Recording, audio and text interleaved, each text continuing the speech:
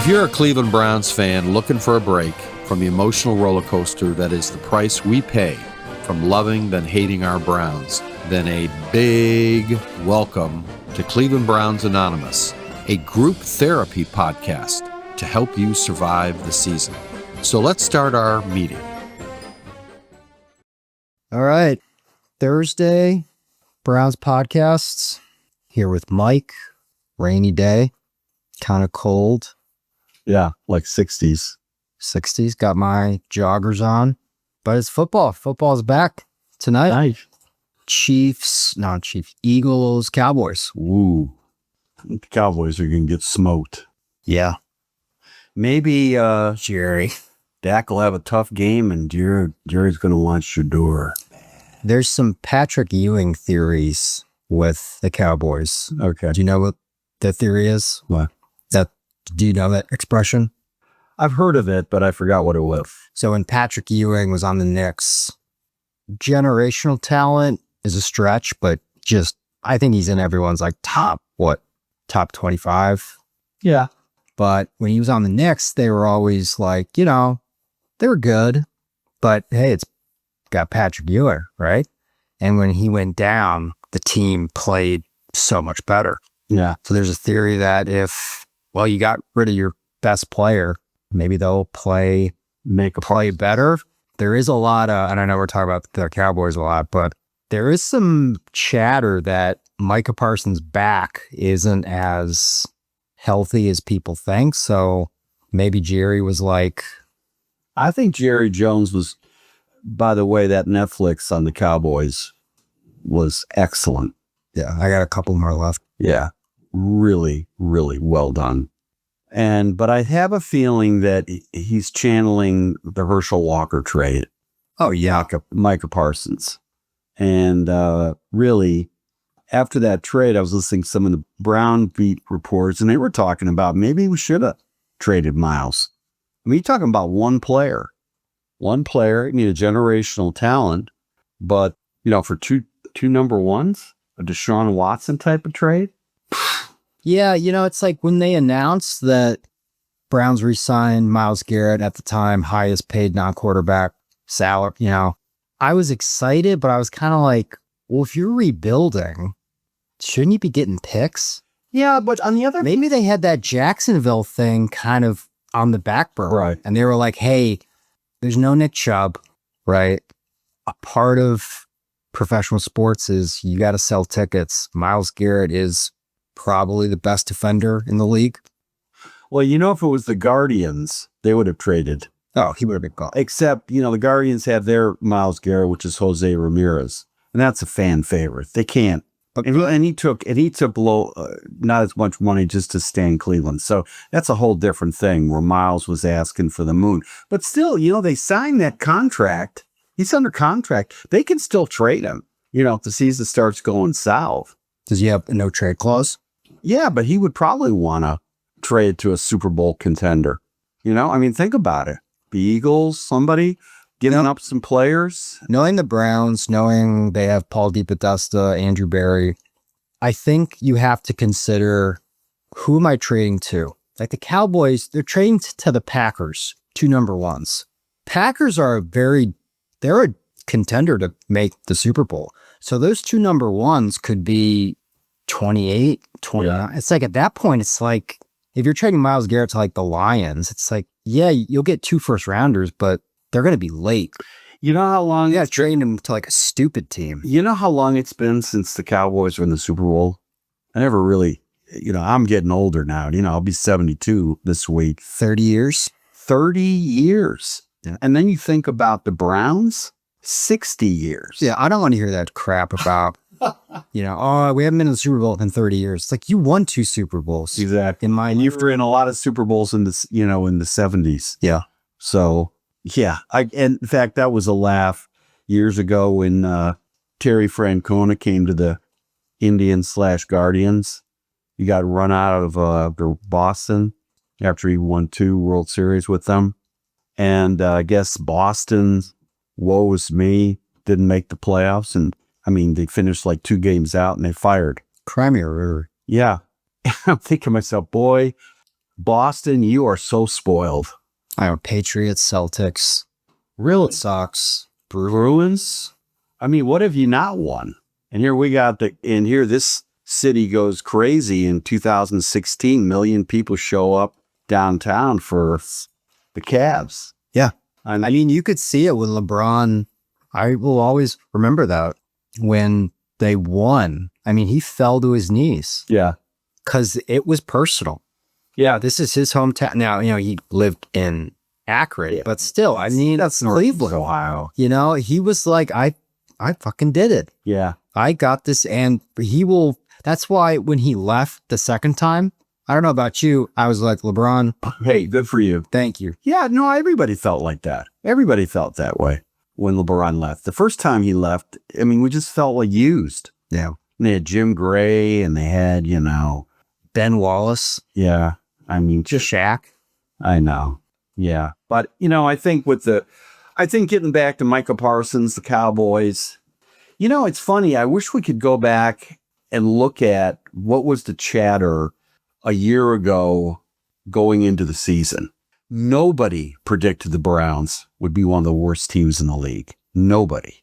They're coming off appearance in the playoff, albeit they got beat by Houston.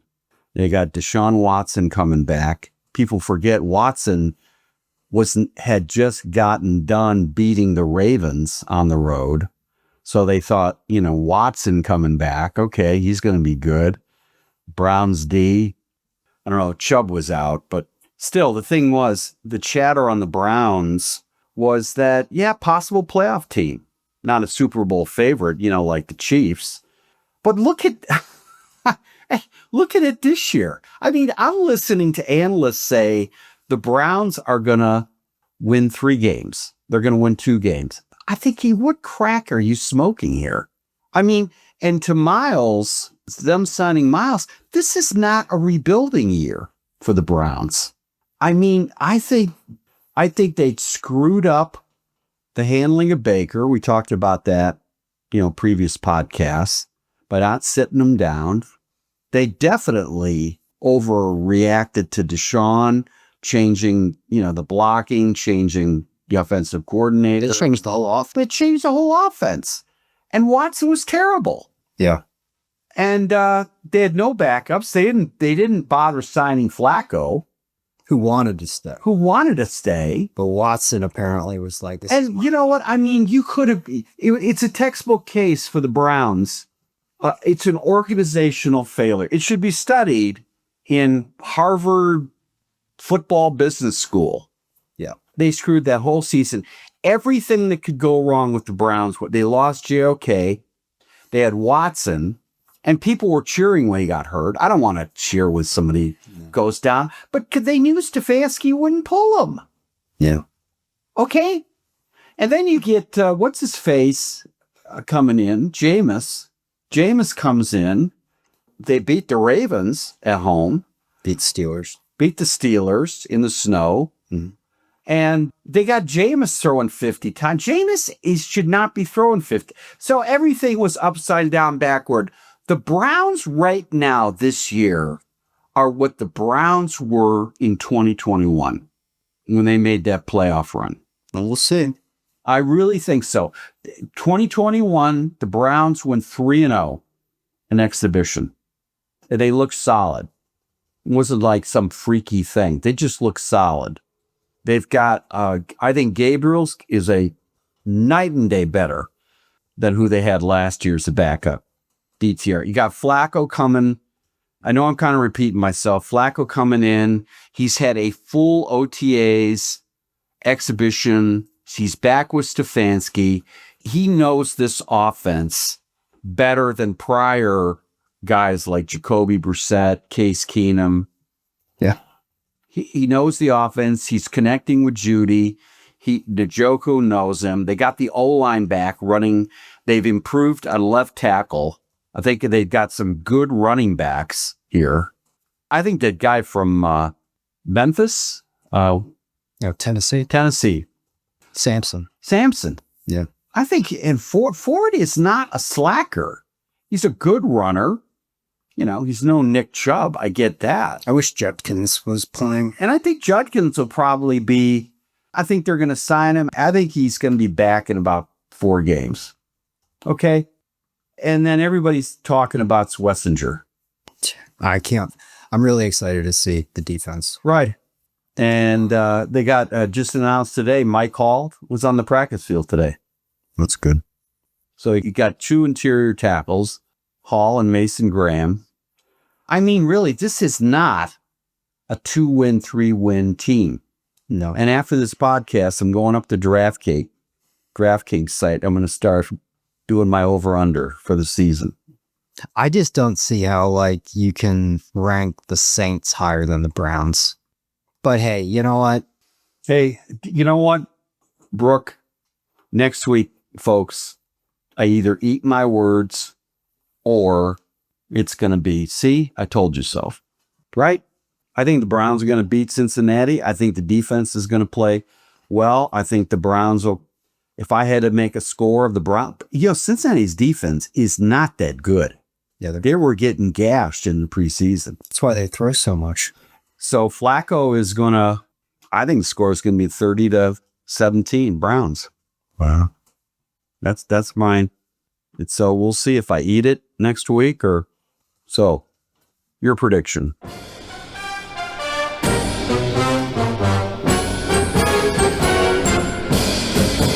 Hey, let's stop here. We got to pay some bills. 30 seconds, and we'll be back. Getting your house ready to sell, or you just need some basic repairs, and you can't get anybody to come out or even return your phone call. Then call Riley Painting and Contracting, your home mechanics, for all of your home repair needs, from electrical, plumbing, roof repairs, and getting your house ready to sell. 45 years in the business, a AAA on the Better Business Bureau, and we're on the preferred contractor list in Cleveland Heights and Shaker Heights. You can contact us by calling 216-371-8160 and leave a message. And guess what? We'll call you back.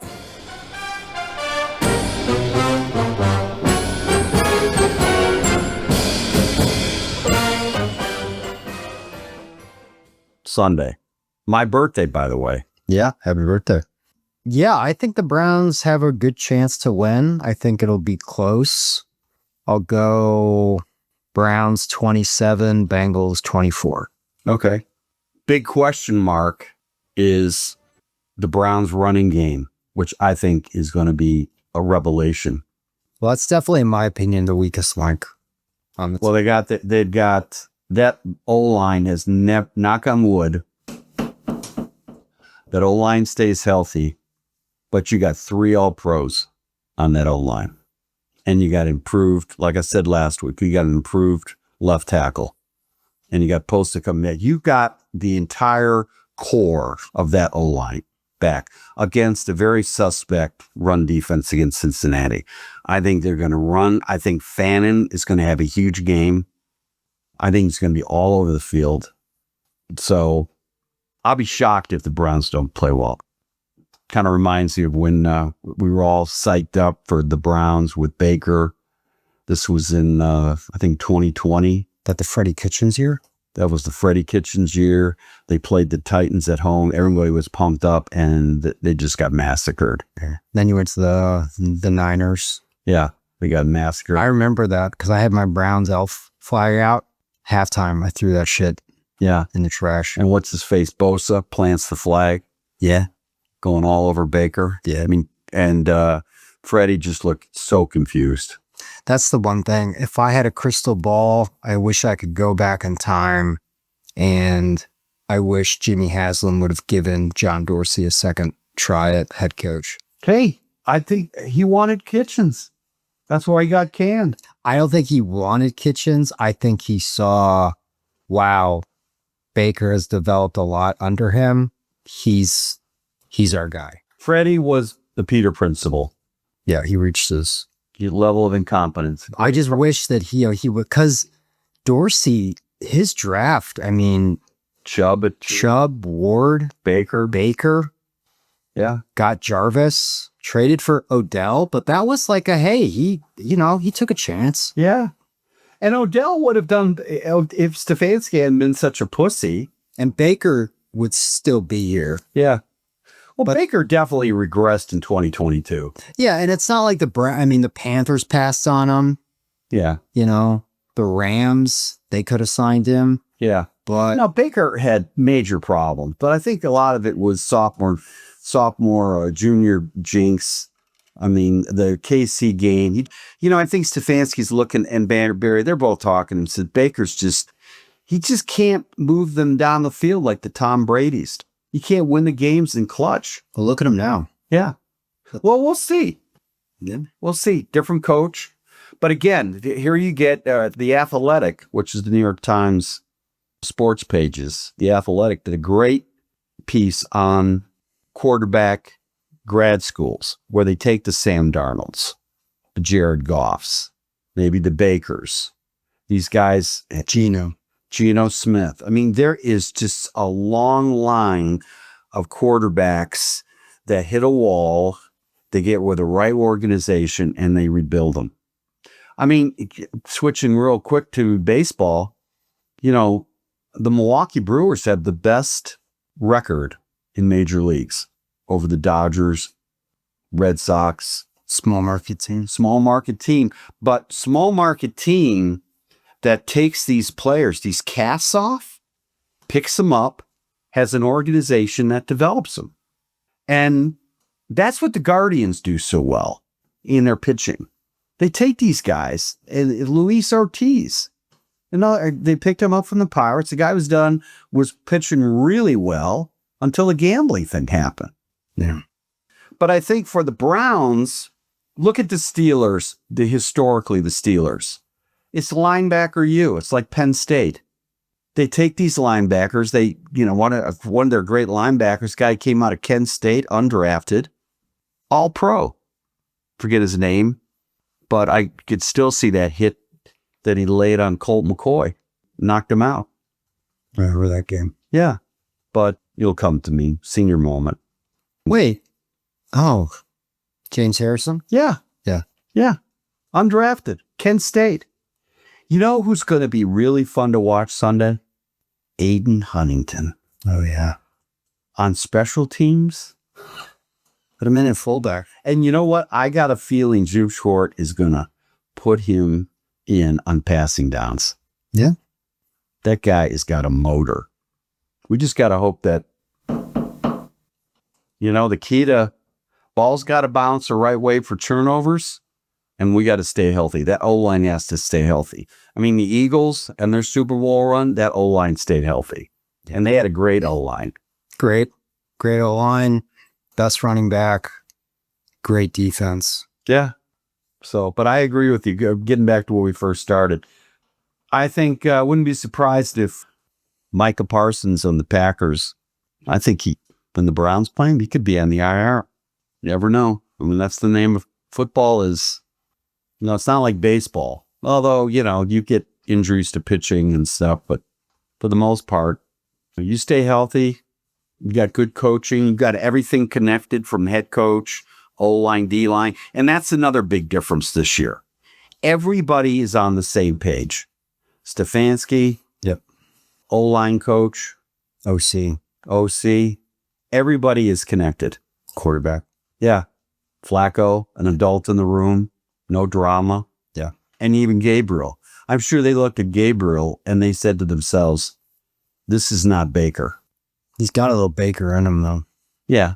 That determination and a toughness. So, all right, folks, we're going to pick this up. We may actually have an early podcast next week. And hopefully it'll be Victory Monday. And I'll get a real nice birthday present this Sunday. Go Browns. Go Browns.